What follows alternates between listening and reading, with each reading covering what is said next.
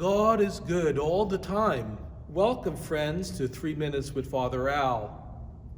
Jesus says in this weekend's gospel, "The harvest is abundant, but the laborers are few. So ask the master of the harvest to send out laborers for his harvest."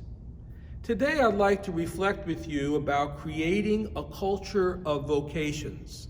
Of course, there are many varied vocations in the church, but today I want to focus in on priestly vocations, diaconal vocations, and vocations to the religious and monastic life. I'd like to visit the classrooms in our school, and I'll ask the children, what are some of the characteristics of a good priest, a good deacon, or a good sister or brother?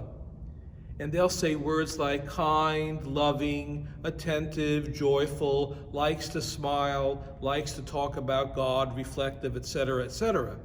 And then I ask them, is there anybody in your class who has some of those qualities? And they immediately identify 4 or 5 children who might make a good priest, deacon, or religious sister or brother.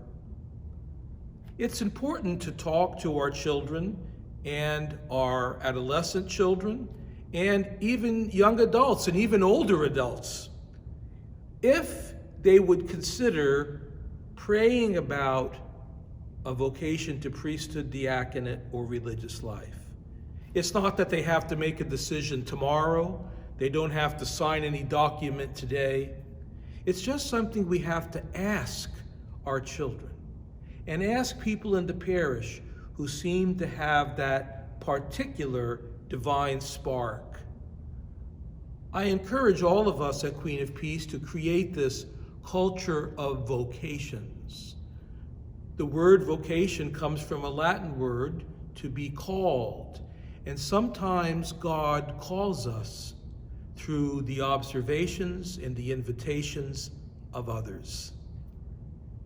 Let's ask others the question, have you ever thought about being a priest? Have you ever thought about being a deacon or a religious sister or brother? Have you reflected on the possibility of monastic life? My friends, by creating a culture of vocation, we're opening hearts to the very call of God. Thank you very much for listening, and see you in church.